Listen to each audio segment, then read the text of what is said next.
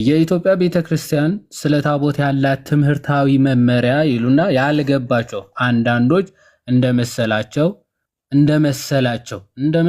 የሚተረጉሙ አሉ። ቢተረጉሙትም ቤተክርስቲያናችን በሙሴና በክርስቶስ በብሉይና በሐዲስ ወይም በጣዖትና በእውነት በምሳሌና በአማናዊ ያለውን ልዩነት ስለምታውቅ ለሚጠይቋት ሁሉ ይህንን እምነቷን ከማስረዳት ተቆጥባ አታውቅም ይላል። በምንና በምን? በብሉይና በሙሴና በክርስቶስ በብሉይና በሐዲስ በጣዖትና በእውነት በምሳሌና በአማናዊ ያለውን ልዩነት ስለምታውቅ ትምህርቷን ከማስረዳት ተቆጥባ አታውቅም ይሉና ምን ይላሉ? ከዛ ገጽ 94 ላይ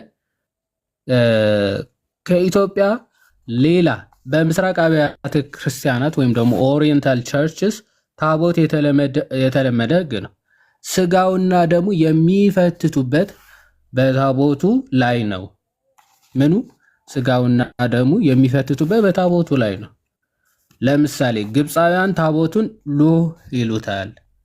ጽላት ሰሌዳ ማለት ነው። ያለሱ ስጋውና ደሙ አይፈትቱም። ኦኬ፣ ግብፃውያን ሉህ ይሉታል፣ አይፈትቱም። ኦኬ፣ የምስራቅ አብያተ ክርስቲያናት ተብለው የሚጠሩ የግሪክ፣ የሩሲያ፣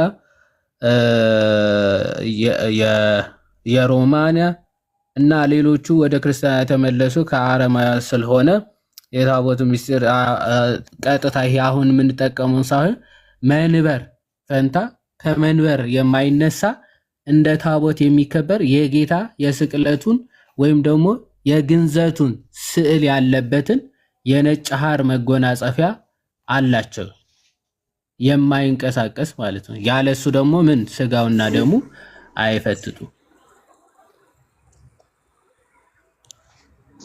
ምን አልክ መኩ? ተቋርጣ ነበር እንዴ ነው ወይስ እኔን? አይ አለ። ቆይ አይ ላሳየ ብዬ እኮ ነው። እሱን እሳቸው ያሉት ቅድም እያሳየ ስለነበረ ይሄኛው ማለት ነው። አሁን የጠቀስከውን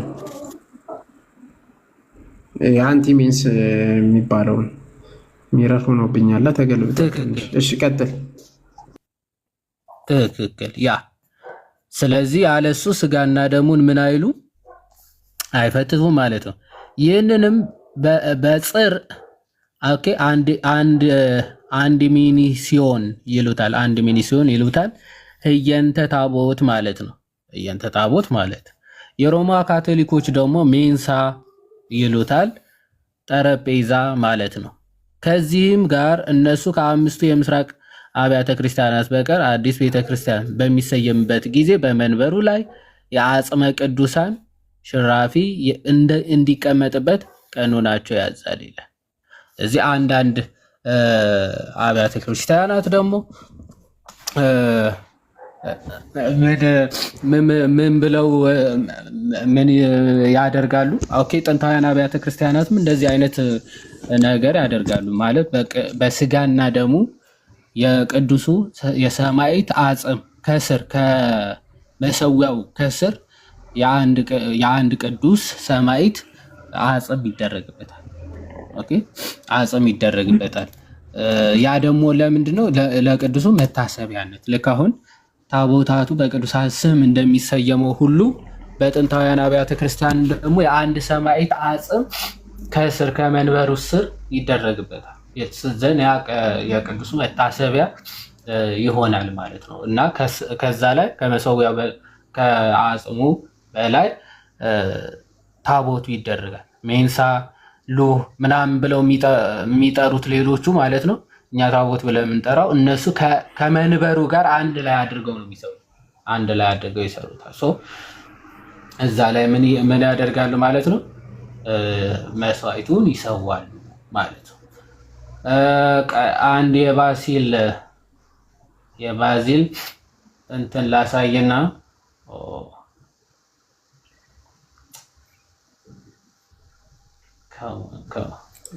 አልከፍት እንዳይለኝ ብቻ። ሞክር። እስከዛ መምህርም ስለገቡ ሰላም ይበሉ። እስከዛ ክፈት። መምህር እንኳን ደህና መጡ። ዲያቆን መኩ ይዋድ አንተነህ ሰላም ብያለሁ። እንዴት ናቸው? እግዚአብሔር ይመስገን። እንኳን ደህና መጡ መምህር። ተነስተልኝ መምህር እንኳን ደህና መጡ። ሰላም ኖት? እግዚአብሔር ይመስገን። ዛሬ ወሳኝ ርዕስ ይዛቸዋል።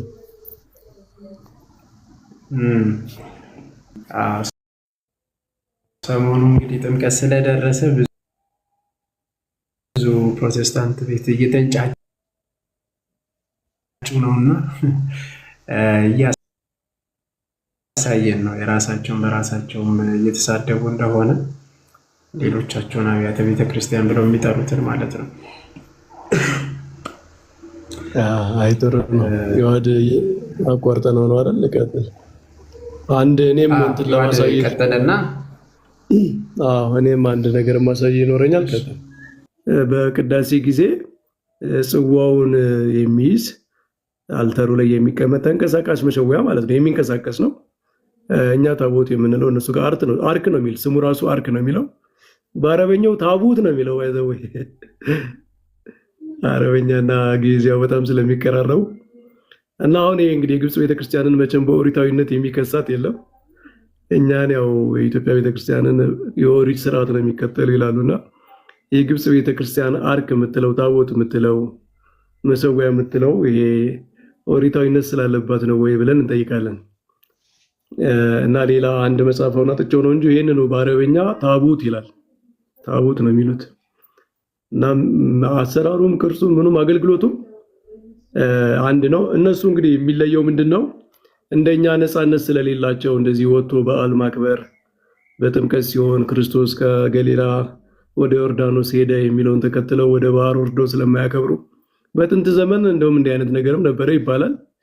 አሁን ግን ያሉበት ሁኔታ በጣም አስቸጋሪ ስለሆነ እንደዚህ ስለማይችሉ እንደኛ ታቦት ተሸክመው ወደ ጥምቀተ ባህር ሲሄዱ ስላላዩአቸው እንጂ ተንቀሳቃሽ መሰዊያ አብያተ ክርስቲያናት ጋር አለ እና እኛም በነገራችን ላይ የጥምቀት ባህር ታቦት ይዘን የምንሄደው ለመቀደስ ነው። ያለ ታቦት ስለማይቀደስ ነው። ዝም ብለን ተሸክመን ለማሳየት የሚመስላቸው ሰዎች አሉና ቅዳሴ የሚቀደስ ከሆነ ግዴታ ታቦቱ አብሮ መኖር አለበት። ያለ መሰዊያ ቅዳሴ ስለማይቀደስ ቅዳሴ ወደሚቀደስበት ቦታ መሰዊያውን ይዘን እንሄዳለን ነው። ስለዚህ ዋናው ጉዳይ ቅዳሴ ነው። ግን አንድ ተጨማሪ ዲዮናሲዮስ የአሪዮስ ፋጎሱ ዲዮናሲዮስ በጥንት ቤተክርስቲያን የሚታወቅ አንድ መጽሐፍ አለ። 5ኛው ክፍለ ዘመን አካባቢ ምናምን ይላሉ እና እሱ ላይ እንግዲህ 5ኛው ክፍለ ዘመን ማለት ኦሬዲ ሁሉም አብያተ ክርስቲያናት መሰዊያ ያላቸው በዛ ዘመን ማለት ምንም ኮንትሮቨርሲ የለም። አሁን አንደኛው ሁለተኛው ክፍለ ዘመን ላይ ሰዎች እንደሚያነሱት አለ የለም ብለው እንደሚጠይቁት 5ኛው ክፍለ ዘመን ላይ ማንም ሰው ሊጠይቅ አይችልም። 5ኛው ክፍለ ዘመን ላይ መሰዊያ የሌለው ቤተክርስቲያን ብሎ የሚከራከር ሰው በቃ ከታሪክ ጋር የተጣላ ሰው ነው ማለት ከሚታይ ታሪክ ጋር ማለት ነው። እና 5ኛው ክፍለ ዘመን ላይ ይሄ ሰው ሲጽፍ ምን ይላል? መሰዊያችን ክርስቶስ ነው ይላል። አሁን ይሄንን ለምንድን ነው ያነሳሁት? መሰዊያችን ክርስቶስ ነው ያሉት ጥንታውያን አባቶች ግን መሰዊያ አላቸው። አሁን ፕሮቴስታንቶቹ መሰዊያችን ክርስቶስ ነው ስለዚህ አያስፈልገንም ነው አይደል የሚሉት? ወይም ታቦታችን ክርስቶስ ነው አያስፈልገንም ነው የሚሉት። አባቶች ግን ታቦታችን ክርስቶስ ነው ግን ያስፈልገናል መሰዊያ ነው የሚሉት። ለምን? ክርስቶስ ምንድነው በካህኑ በኩል ሆኖ ክህነቱን እንደሚፈጽም በህብስትና በወይኑ ላይ ሆኖ ደግሞ ስጋውና ደሙን እንደሚሰጥ የክርስቶስ ታቦትነት መሰዊያነት የሚገለጥበት የሆነ ነገር ያስፈልጋል። ስለዚህ ቤተክርስቲያን በዚህ በታቦት በመሰዊያ ንዋያተ ቅድሳት ላይ የክርስቶስን ስም ትጽፍበታለች። የክርስቶስን ስም ነው የምትጽፍበት። ለምን? የክርስቶስን አገልግሎት ነው እያገለገለ ያለ። በጣም ሚስቲካሊ በጣም በጥልቁ ስናየው መሰዊያ ክርስቶስ ነው። ግን ክርስቶስ መሰዊያ ነው ማለት በቤተክርስቲያን መሰዊያ አያስፈልግም ማለት አይደለም። አያችሁ አሁን ይሄ እንትን ላይ ያለው አይነት ነው ሎጂኩ። ሁለተኛ ጢሞቴዎስ ላይ ያለው ክርስቶስ አማላጃችን ስለሆነ ሌላ አማላጅ አያስፈልገንም ይላሉ አይደል? መጽሐፉ ግን ምንድነው የሚለው? ክርስቶስ መካከለኛ ስለሆነ እንደውም አማልዱ ምልጃ አቅርቡ ነው የሚለው። ተቃራኒ አርጊውመንት ነው መጽሐፉ የሚያነሳ። ስለዚህ ክርስቶስ መሰዊያ ከሆነማ ቤተክርስቲያን ውስጥ መሰዊያ ያስፈልጋል። የክርስቶስ ስም የተጻፈበት የክርስቶስን ሪፕሬዘንት የሚያደርግ ሚስቲካሊ መሰዊያ ያስፈልጋል ነው። በሰማይ መሰዊያ አለ፣ በሰማይ ታቦት አለ። በሰማይ ባለችው መቅደስ መሰዊያ ካለ አሁን አንተ በምታገለግልበት ቤተክርስቲያን መሰዊያ ከሌለ ከሰማዩ ጋር ተጣልተሃል ማለት ነው። እና በሰማይ ያለው መሰዊያ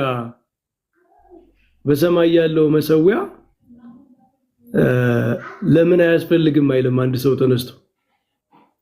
በሰማይ በመሰዊያው በታች ከመሰዊያው በታች ነፍሳትን አየሁ ይላል ራዕይ ዮሐንስ ላይ። እና በሰማይ ደግሞ መሰዊያ ምን ያደርጋል ለምን አይልም ተነስቶ። በሰማይ ሲከፈት ታቦት አየሁ ይላል። በሰማይ ታቦት ምን ያደርጋል ለምን አይልም። በሰማይ ካለ በምድር ለምንድን ነው የሚደብረው? ሁሉም ከክርስቶስ ጋር ግን ሚስቲካሊ የተገናኘ ነው። ከክርስቶስ ጋር የማይገናኝ ንዋያተ ቅድሳት የላትም ቤተክርስቲያን። ለዛ ነው የክርስቶስ ስም የሚጻፍበት መሰዊያው ላይ።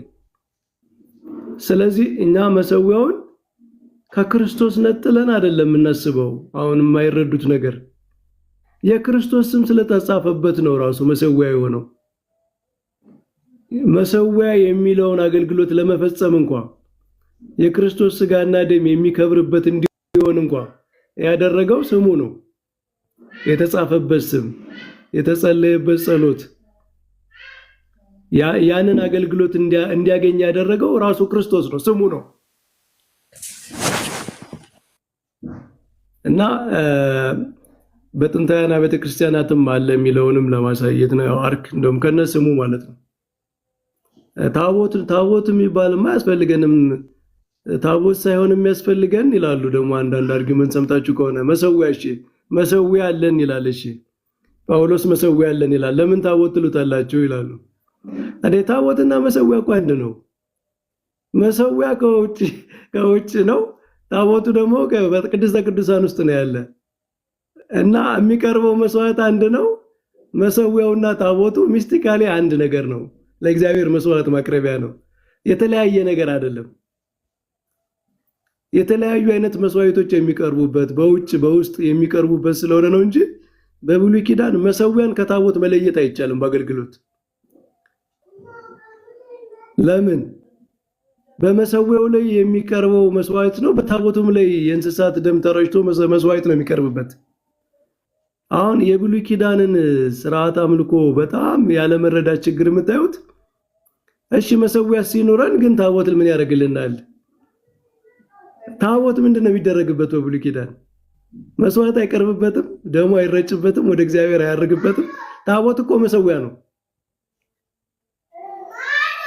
እና የሁሉም መጠቅለያ ግን ክርስቶስ ነው። ስለዚህ ቤተክርስቲያናችን በጣም ሚስቲካል በጣም ጥልቅ መሆኗን የምታዩት ከታቦቱ ላይ የክርስቶስን ስም መጻፏ ነው። በቃ ሁሉም ነገር በሐዲስ ኪዳን ፐርፌክሽን የሚያገኘው ቅዱስ ጳውሎስ ዕብራውያን ላይ ምን ይላል? በሰማይ ያሉት እንኳን ከዚህ በሚበልጥ መስዋዕት ሊቀደሱ ይገባል ይላል ክርስቶስን። ስለዚህ ማንኛውም በቤተ ክርስቲያን ላይ ያለ ንዋያተ ቅድሳት የሚቀደሰው በክርስቶስ ስም ነው። የክርስቶስ ስም የማይጠራበት በክርስቶስ ስም የማይከብር ንዋያተ ቅድሳት የለም። እና መሰዊያችን ላይ ታቦታችን ላይ የክርስቶስ ስም ነው ያለው። አሁን እኔ በጣም የማይገባኝ ነገር የክርስቶስ ስም የተጻፈበትን ንዋያተ ቅድሳት ሰው እንዴት ያናንቃል?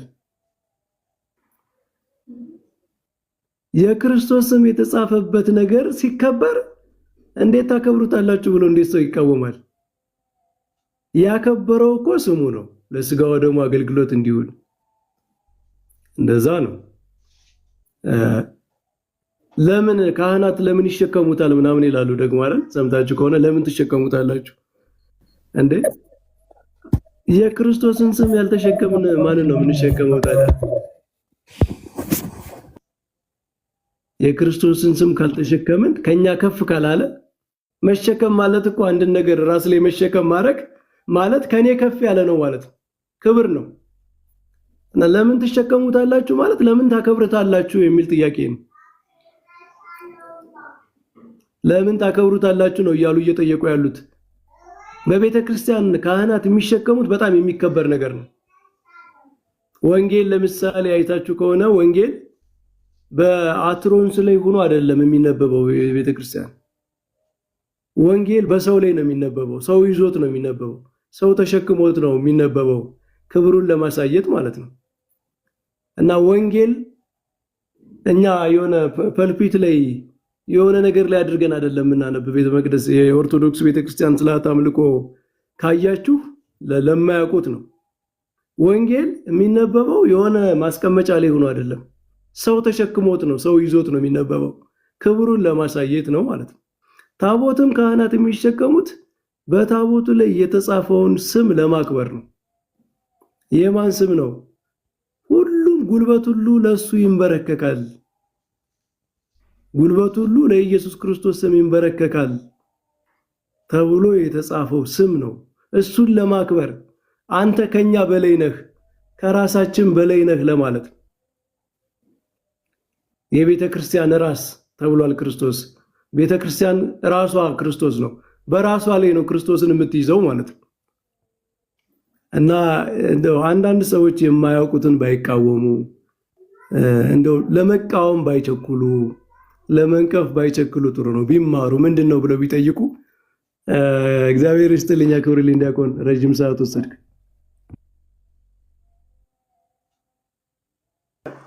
ኧረ እግዚአብሔር ያክብርልን፣ ቀደስ ያሰማልን መምህሬ። አዎ በነገራችን ላይ አላዋቂነት ነው በዚህ ልክ እንትን የሚያደርጋቸው ይመስለኛል። በቃ ካላወቅን ጭራሽ እስከ መሳደብ የክርስቶስን ስምን የተሸከምን የክርስቶስን ስም የተጻፈበት አልፋ ኦሜጋ ቀደም አሳይቻቸው ነበረ እና በጣም በጥንታውያን አብያተ ቤተክርስቲያን ላይ አልፋ እና ኦሜጋ እንዲሁም ደግሞ የግሪክ እና ሮ ትጻፋለች እና ክርስቶስ አልፋ እና ኦሜጋ ተብሎ ሁሉም መሰዊያ ላይ ይጻፋል።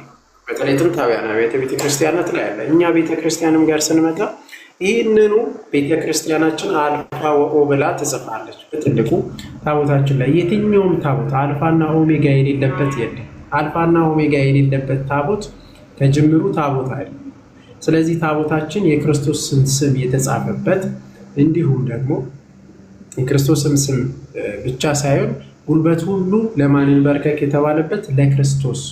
ስለዚህ በታቦቱ ፊት ለፊት ለክርስቶስ ስም ኃያል የሆነ አዳኝ የሆነ ዘላለማዊ አምላክ ለሆነ ለጌታችን ለኢየሱስ ክርስቶስ በታቦቱ ፊት ለፊት እንመረከካለን ማለት ነው። ታቦት ማለት አሁንም በድጋሚ ቅድም አለቃ ኪዳነ ወልድ ክፍሌ እንዳስቀመጡት በአዲስ ኪዳን መስዋ ወይም ደግሞ መሰዊያ ተብሎ የሚተረጎመው እሱም ቤተክርስቲያናችንም ጥንታውያን አብያተ ቤተክርስቲያን አሏት ማለት ነው። ሰው ቃልዎት ያሰማልን መምህሬ ዮሐዴ አለ እሱም ቤተክርስቲያን መምህር በረከት ጥሩ ትምህርት ነበረ እና ምናልባት የተወሰነ ነካ አረጉት የተነሳ ሀሳብ እኔም ላሳይና ከዛ እስቲ ከተባሉት ነገሮች በጣም ያሳቀኝ ነገር የተወሰነ ሀሳብ ሰጥበታለሁ። ሴንት ግሪጎሪ ኦፍ ኒሳ ኦን ደ ባፕቲዝም ኦፍ ክራይስት መጽሐፉ የተናገረውን ነገር ላሳያቸው። ኦን ደ ባፕቲዝም ኦፍ ክራይስት መጽሐፍ ስክሮል አድርጋችሁ ወደ ታች ስለ ቴብል የሚናገርበት ፓርት አለ፣ ወይም ደግሞ ስለ አልታሩ ማለት ነው። ቅድም አሳይቷቸዋል ብዬ ነው መኩ እና አልታር፣ ሆሊ ቴብል፣ ቅዱሱ ጠረጴዛ እየተባለ ይጠራል፣ መሰዊያ እየተባለ ይጠራል። በጣም ብዙ ስሞች እኛ ራሱ እንጠራዋለናል። መሰዊያ፣ ታቦት፣ ቅዱሱ ጠረጴዛ፣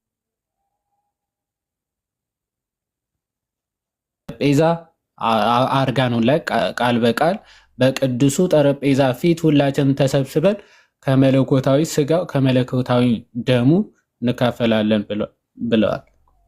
ሰው ቅዱስ ጠረጴዛ ይባላል። የጌታ ጠረጴዛ ተብሎ ይጠራል። የጌታ ጠረጴዛ ሰው የጌታ ከሆነ ሁሉም ነገር ባይዘወይ እኛም ራሱ ክርስቲያን ሰው ራሱ የጌታ ከሆነ የተለየ ክብር የተለየ ጸጋ አለው ማለት ነው። የጌታ ከሆነ ሰው ራሱ የጌታ ካልሆነ ግን ሰው ራሱ ምንም አይደለም። ሰው ምንድነው እንደተባለው እንደዛ ነው የሚሆነው። እና ግሪጎሪ ኦፍ ኒሳ ምን ብሎ ይናገራል ስለዚህ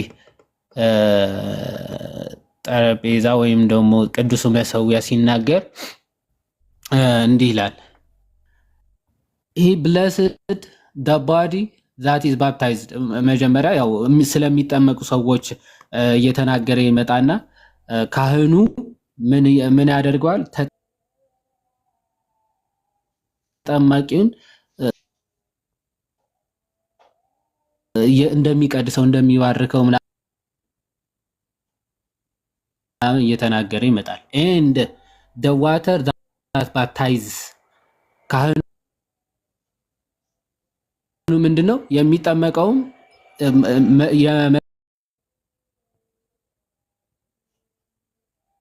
የመጠመቂያ ውሃውን ይቀድሰዋል። despite not therefore the divine labor nor think lightly of it as a common thing። ስለዚህ ማንም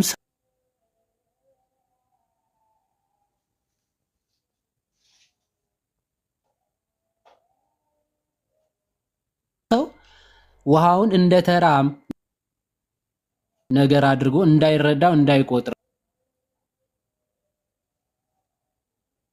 ጥሩ ተቃራኒ የሆኑ ነገሮችን ራሱ ያደርጋል ብሎ ይናገርና ለምሳሌ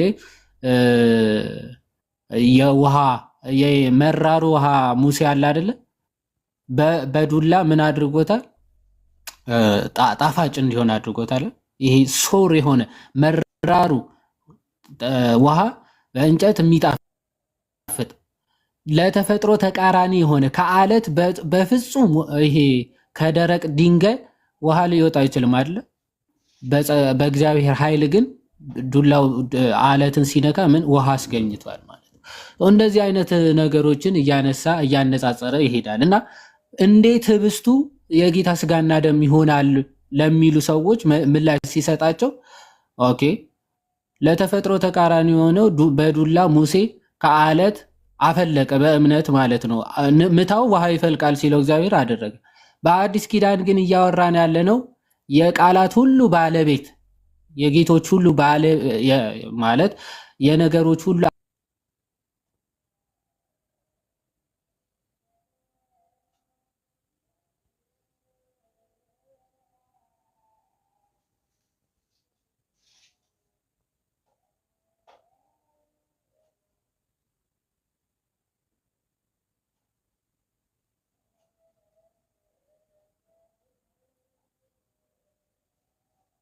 አይኮ ነው እያሉ ያሾፋሉ።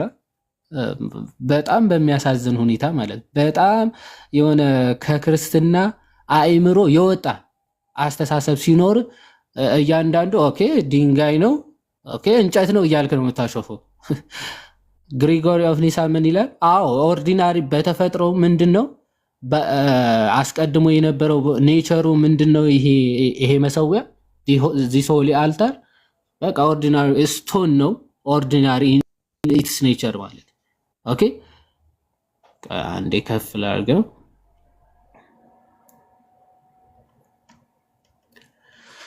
እሺ ኦርዲናሪ ኢትስ ኔቸር ይልና ኦኬ አልተቋረጠማ ይሄ ነገር ግን እየታየ በጣም ጥሩ። ስለዚህ ኦርዲናሪ ኢን ኢትስ ኔቸር ይልና ቀጥሎ ኖ ዋይዝ ዲፈረንት ፍሮም ዲ አዘር ስሌቭስ ኦፍ ስቶንስ ዛት ቢልድ አወር ሃውስስ ኤንድ አዶርን አወር ፔቭመንትስ ማለት ነው። በተፈጥሮ ምንድነው? አዎ እንደ ሌሎቹ ጠጠሮች ወይም ደግሞ እንደ ሌሎቹ ድንጋዮች ቤታችን ስንሰራ እንደምንጠቀማቸው በተፈጥሯቸው እንደዛ የሆኑ ድንጋዮች ናቸው። አዎ መጀመሪያ ተፈጥሯቸው ናቹራሊ አዎ እንደዛ ናቸው። አልታሩ መሰዊያው ማለት ኦኬ። ወይም ደግሞ ቤታችንን መኖሪያ ቤቶቻችንን የምንሰራባቸው ድንጋዮች ከነዛ በተፈጥሮ የተለየ ነው ከሰማይ የወረደ ነው ብለናል አላልም። ባይዘው በቃ እነሱ ድንጋዮች ናቸው በተፈጥሮ ማለት but ይላል seeing that it was consecrated to the service of God ሆኖም ግን ለእግዚአብሔር አገልግሎት ኮንስክሬት ከተደረጉት the service of God ለእግዚአብሔር አገልግሎት ከተቀደሱ በኋላ ካህኑ ከቀደሳቸው በኋላ ግን and receive the benediction ኦኬ ጸሎተ ይሄ ከከበረ በኋላ ማለት ነው ከከበረ በኋላ እሺ ከተቀደሰ በኋላ በካህን ከተቀደሰ በቅብአ ሜሮን ከከበረ በኋላ ግን it is a holy table ከዛ በኋላ ራሱ no anymore ድንጋይ ኦኬ ቅዱስ ጠረጴዛ ተብሎ የሚጠራው ኦኬ ድንጋይ ተብሎ አይጠራም ከዛ በኋላ ተቀድሷል ከብሯል ለእግዚአብሔር አገልግሎት የተመረጠ ሆኗል ስለዚህ ያ ምንድነው ሆሊ ቴብል ነው ቅዱስ ጠረጴዛ ነው an altar undefiled ኦኬ የማይቆሽሽ ጠረጴዛ ማለት ኦኬ የማይቆሽሽ ጠረጴዛ no longer touched by the hands of all ከዛ በኋላ በፍጹም ኦኬ ምናልባት በድንጋይ ያለ ረግጠውትም ሊሆን ይችላል ማንንም ተነስቶ ነክቶት ሊሆን ይችላል after the benediction and the consecration ግን ማንንም ራሱ ሊነካው አይችልም ኦኬ no longer touched by the hands of all በሁሉም እጅ እንኳን የሚነካ አይሆንም ማለት but of the priests alone ይላል ካህናት ብቻ ናቸው የሚነኩት ካህናት ብቻ ኦኬ and that with reverence ካህኑ ራሱ በታላቅ አክብሮትና በፍርሃት ማለት ኦኬ በታላቅ አክብሮት በታላቅ ፍርሃት የሚነካ ይሆናል you see the bread again is at first common bread ህብስት የጌታ ስጋና ደምም አስቀድሞ ህብስት ነው አዎ ኮመን ኔቸር ምናቀው ህብስት ነው ከዛ በኋላ አፍተር እንትን ግን ሳክራሜንታል አክሽንስ ኮንስክሬሽን ከተፈጸመ በኋላ ግን it is called and become the body of Christ ይላል ከዛ በኋላ የጌታ ስጋ ነው የሚሆነው ማለት የጌታ ስጋ ስለዚህ የጌታ ስጋ የሚሆነው ታላቅ ሚስጥር የሚፈተትበት የሚዘጋጅበት ታላቁ መሰዊያ አልታር ብለው ነው የሚጠሩት መሰዊያ ብለው ጠርተውታል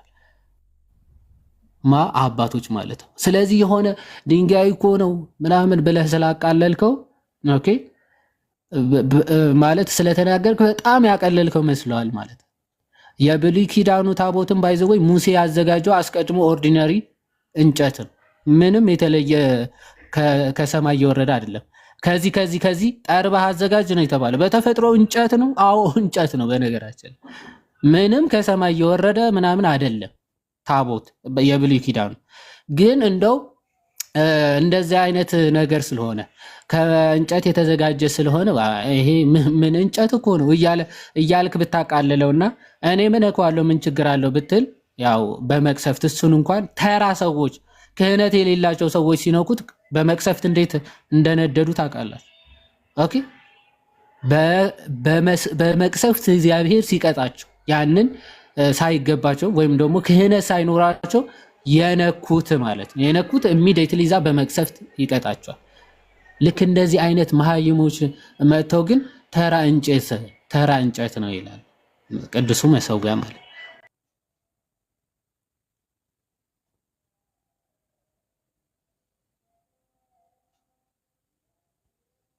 የሐዲስ ኪዳኑ ደግሞ ምን የሚሰዋበት ነው እያለን ያለን በነገራችን የጌታ ስጋና ደም የሚቀርብበት ታላቅ መሰዊያ ነው ታላቅ መሰዊያ የጌታ ስጋና ደም ነው የከብቶች አይደለም የሚረጭበት የከብቶች ደም አይደለም የሚረጭበት እንደ ብሉይ ኪዳኑ መሰዊያ እንደ ብሉይ ኪዳኑ ታቦት እንደ ብሉይ ኪዳኑ የብሉይ ኪዳኑ መሰዊያ ታውቃላችሁ አይደል ከድንጋይ አዘጋጃለሁ እግዚአብሔር አይደል ከድንጋይ ስራ ከዛ በኋላ ማንንም እንዳይነካ ካህኑ ራሱ ወደዛ ሲቀርብ ሀፍረተ ስጋ እንዳይገለጥ በመሰዊያዬ ፊት ሀፍረተ ስጋ እንዳይገለጥ በመሰላል አትውጣ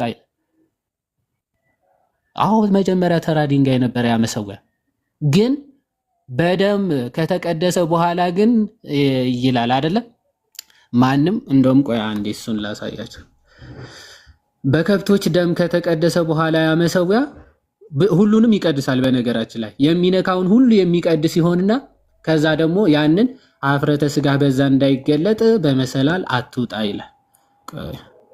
እናሳያቸው።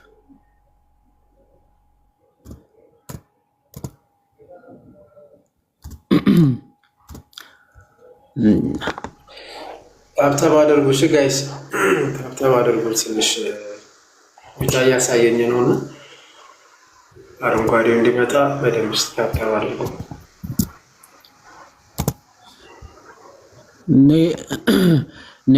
ኔትወርክ ነው ወንድማችን ትላለህ። እሺ ዘጸአት 20:26 ላይ ነው። እሺ እዚህ ጋር የሚታያችሁ እንደሆነ አላውቅም። ይታያችኋል? እሺ በደንብ ዘጸአት 20 ከ24 ጀምሮ ላንብብላችሁ። የጭቃ መሰዊያ ስራልኝ ይላል። የጭቃ መሰዊያ ስራልኝ፣ የሚቃጠለውንና የደህንነት መስዋዕትህን በጎችህንም በሬዎችህንም ሰዋበት ይላል። ተመልከት፣ የብሉይ ኪዳኑ መሰዊያ ነው እየተወራ ያለ ከምንድነው? ከጭቃ። እሺ ስራልኝ አለ። የጭቃ መሰዊያ ስራልኝ። እሺ የሚቃጠለውንና የደህንነት መስዋዕትህን በጎችህንም በሬዎችህንም ሰዋበት ይልና ስሜን በማሳስብበት ስፍራ ሁሉ ወደ አንተ መጥቼ እባርክሃለሁ ይልና የድንጋይ መሰዊያ ብታደርግልኝ ይላል። የድንጋይ መሰዊያ ብታደርግልኝ ብረት በነካው ድንጋይ አትስራው ይላል። ብረት በነካው ድንጋይ አትስራው፣ በመሳሪያ ብትነካው ታረክሰዋለህና። አሰራሩ ራሱ ካኒማድ የድንጋይ መሰዊያ ስትሰራ ብረት አታርግ ይልና ኀፍረተ ሥጋ በእርሱ እንዳይገለጥ ወደ መሰዊያዬ ይላል። ከዛ በኋላ የእግዚአብሔር መሰዊያ ሆኗል። ኦኬ ያ ድንጋይ ሰሪው ሰው ነው የሚሰራው።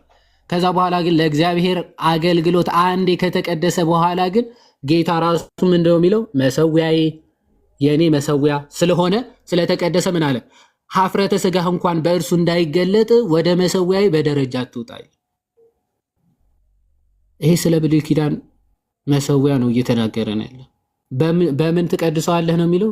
በበጎችና በበሬዎች ደም ነው ባይዘው የሚቀደሰው፣ በበሬዎችና በበጎች ደም። ስለዚህ በሱ እንኳን ኀፍረተ ሥጋ እንዳይገለጥ ምን አትበል? በመሰላል አትውጣ። ባይዘው እዚህ ዘጸአት 29 ላይ ብትመለከቱ በደሙ ትቀድሰዋለህ፣ የሚነካው ሁሉ እርሱ ይቀደሳል ተብሎም በግልጽ ተነግሯል።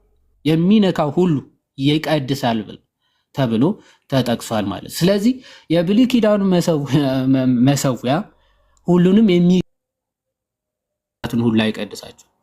ኦኬ በሁሉም የማይነካው ይህማ እንዴት ታላቅ ክብርና ታላቅ አክብሮት አይገባውም ለዚህ መሰዊያ ማለት እንዴት አይገባው። እንደውም ቅዱስ ዮሐንስ አፈወርቅ ደግሞ እንደ ፕሪስትሁድ መጽሐፉ ቡክ 3 ቁጥር 4 ላይ እንዲህ ብሎ ይናገራል። እሷን አሳይቼ አይ ቲንክ በጣም ብዙ ሰዓት ወሰድኩኝ አውቃለሁ፣ እጨርሳለሁ። ዲስ አልታር አልታር እሺ እቺን ከዚህ ጀምሬ ላንብብላችሁ። እሺ ሁለተኛ ቆሮንቶስ ምዕራፍ 3:10 ይልና ፎር በደንብ ፎር ዌን ዩ ሲ the Lord sacrificed ጌታ ሲሰዋ ስትመለከቱ ይላል። ባይዘው መስዋዕት ነው። መስዋዕቱ አዲስ ኪዳን አለ፣ እርሱም ጌታ ነው። ዕለት ዕለት አዲስ መስዋዕት ኖሮ ነው አይደለም። ኦኬ and standing upon the earth ይላል ቅዱስ ዮሐንስ አፈወርቅ በእንተ ክህነት መጽሐፎች ቡክ 3 ፓራግራፍ 4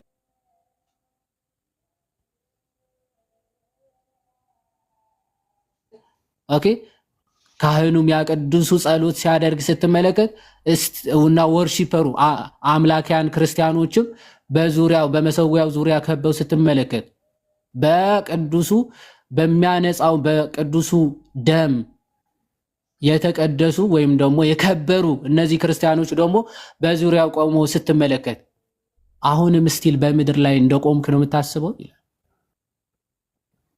በምድር ላይ እንደቆምክ ታስባለህ ብሎ ይጠይቅና አር ዩ ናት ኦን ዘ ኮንትራሪ በተቃራኒው ነው ይልና ስትሬት አዌይ ትራንስሌትድ ቱ ሄቨን ቀጥታ ወደ ሰማያት አድርጋል ወይም ደግሞ ሰማይ ነው ያለው ይላል። ካስት አውት ኤቭሪ ካርናል ቶት ፍሮም ዘ ሳውል። ስለዚህ የስጋ ሀሳብ ሁሉ ከሰውነት ከነፍስ አስወግድ ይልና ዱ ዩ ናት ዊዝ ዲስ ኤምባዲድ ስፒሪት ኤንድ ፒውር ሪዝን ኮንተምፕሌት ዘ ቲንግስ ዊች አር ኢን ሄቨን ኦ ዋት ኤ ማርቨል the love of God to man. He who sits on high with the Father ይላል is at that hour held in the hands of all ይላል። እርሱ ምን ያለ የሚያስደንቅ ነገር ነው የእግዚአብሔር ፍቅሩ ይልና በአባቱ ቀኝ የተቀመጠው ያ አካላዊ ቃል ኢየሱስ ክርስቶስ በዛ ሰዓት በእያንዳንዱ እጅ በእያንዳንዱ ሰውነት በእያንዳንዱ ክርስቲያን የተቀበሉ ማለት የተቀበሉ ክርስቲያኖች ጋር ነው እሱ and gives himself to those who are willing to embrace and grasp him ፈቃደኞች ለሆኑና እርሱን ለመቀበል ፈቃደኞች ለመንካት ለመቀበል ለሚፈልጉት ሁሉ ራሱን አሳልፎ በዛ ሰዓት ይሰጣቸዋል። ኦኬ and these all do through the eyes of faith ይሄ ሁሉ በእምነት አይ ከተመለከታችሁት ኦፍ ኮርስ ኢየሱስ ክርስቶስ በዛ ሰዓት ተሰውቶ ትመለከቱታላችሁ እና ሁላችሁም ያንን ጌታ በአባቱ ቀኝ ያለውን ጌታ ትቀበሉታላችሁ። ስለዚህ ይሄንን መሰዊያ ነው በጣም ለማቅለል የሚሞክሩት ማለት ነው። መሰዊያ ከሌለህ ደግሞ ሉትራኖችም እንደተናገሩት ያር ሜርሊ ኢን አዳራሽ ማለት አዳራሽ ውስጥ ነው ያለው። ሲቀጥል እኔ የሚሸከመው ሳይሆን የሚሸከመኝ ጌታ ባይ ዘ ወይ ታቦት አምላክ አይደለም፣ ፈጣሪ አይደለም፣ ጌታ አይደለም። ግን የፍጥረታት ሁሉ ጌታ የፍጥረታት ሁሉ መድኃኒት የሆነው ኢየሱስ ክርስቶስ ቅዱስ ስጋውንና ክቡር ደሙ ለፍጥረታት ሁሉ ሰጥቷል። ሲሰጥ ደግሞ በመስቀል ላይ ሰውቶ ሰጥቶናል አይደል? ያንን የከበረ ስጋና ደም የሚፈተትበት የሚዘጋጅበት ታላቅ መሰዊያ ነው። የጌታ ስጋና ደም የሚቀርብበት ታላቅ መሰዊያ ነው። ሶ ከደሙ ወይም ደግሞ ከመስዋዕቱ የተነሳ ነው ታላቅ የሆነው እንጂ በተፈጥሮ ወይም ደግሞ ከሌላ ነገር አንጻር አይደለም። ባይዞ ትልቅ ክብር የምንሰጠው ትልቅ አክብሮትም የምንሰጠው እዛ ከሚቀርበው አካል የተነሳ ነው፣ ከክርስቶስ የተነሳ ከክርስቶስ የተነሳ ሶ ሁሉም ነገር ከክርስቶስ የተነሳ ይከብራል። ባይዞ ክርስቶስ ያለው ከሆነ የክርስቶስ የሆነ ሁሉ የከበረ ነው፣ የተለየ ነው፣ የተመረጠ ነው። በተለይ ደግሞ ይህ ቅዱስ መሰዊያ ማለት ነው ክርስቶስ አክቹዋሊ በአካል ፕሬዘንት የሚያደርግበት ማለት በአካል የሚገኝበት ማለት ኦኬ ስጋውና ደሙ ስለሆነ ማለት ከዛ አንጻር የከበረ የተቀደሰ ነው። ይሄን ለማለት ነው። መኩ ካበዛው ይቅርታ። እንግዲህ ይቀጥሉ። በዛው ቃሎት ያሰማልን፣ ቃሎት ያሰማልን። ይዋዴ በጣም ደስ ይላል። እንግዲህ እንደሰማችሁት ከአባቶቹ ከመጽሐፍ ቅዱስም መሰዊያ እንደነበራቸው በአዲስ ኪዳን እኛ ታቦት ብለን ልንጠራ እንችላለን። መሰዊያ አለን። ልክ ከሐዋርያት ጋር ነው አንድ ላይ በህብረት የምንለው። አዎ ስሙን እንሸከማለን። ስሙ የተጻፈበት ቅድም አሳይቻችኋለሁ። ታቦታችን ምን እንደሚመስል ምን እንደሚጻፍበት አሳይቻችኋለሁ። እሱ ክርስቶስ አልፋና ኦሜጋ በግሪኩም ይጻፍበታል። እኛ በራሳችን ቋንቋ በግዕዙ አልፋ ወኦ ተብሎ እንደሚጻፍበትና ፊልጵስዩስ ምዕራፍ 2 ቁጥር 10 ያለው የተጠቀሰው ፍጥረት ሁሉ ለዚህ ስም እንደሚንበረከክ እንደሚያስቀምጠው ያንን ፊልጵስዩስ ምዕራፍ 2:10 ይጻፍበታል ማለት ነው። ከዛ አንጻር አባቶች ያስቀመጡትን በኤርሊ ቸርች ፋዘር በክርስቲያኒቲ ጉዞ ውስጥ ያለውን አይተናል ማለት ነው። ስለነበረን ጊዜ ሁሉ እግዚአብሔር የተመሰገነ ይሁንልን። ጥያቄዎችን እንቀበልና እንጨርሳለን ማለት ነው። እስቲ ቅድሚያ ለፕሮቴስታንቶች ስለምንሰጥ እስቲ ቢቱ ሰላም አልከባት። እግዚአብሔር ይመስገን። ሰላም አመሻችሁ። አለን ክብሩ ይስፋ። የት ቤተ እምነት ነው ወንድማችን? አመሰግናለሁ። አንድ ሶስት ጥያቄዎች አሉኝና ልቀጥል። እሺ፣ ከየት ቤተ እምነት ነው? መጀመሪያ ከፕሮቴስታንት። እሺ፣ መልካም። ከፕሮቴስታንት የትኛው ዲኖሚኔሽን ማለት ሙሉ ወንጌል ነው ወይስ ደግሞ የሚጮህ አለ? ፔንቴኮስታል። አሁን ምን አካባቢ ነው? ፔንቴኮስታል። ጫጫታ አለ ከጀርባ። አይሰማም? ጫጫታ አለ ከጀርባ። የሚረብሽ አለ። ኤርፎን ወይ ምናምን ሰክታ የሚረብሽ ድምፅ አለ። ኧረ ባዶ ቤት ውስጥ ነኝ፣ ምንም የለም።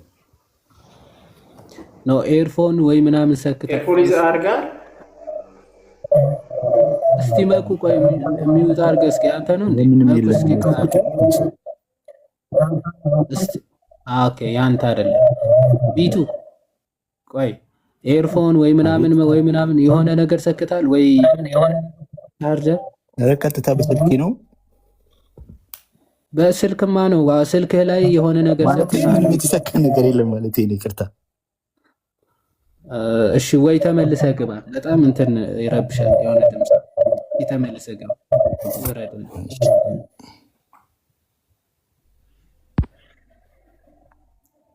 ውረድና እናስገባ።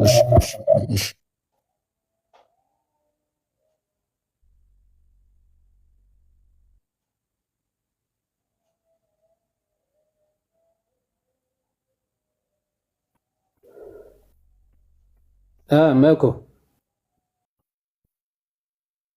መብራት ጠፍቶ ነው።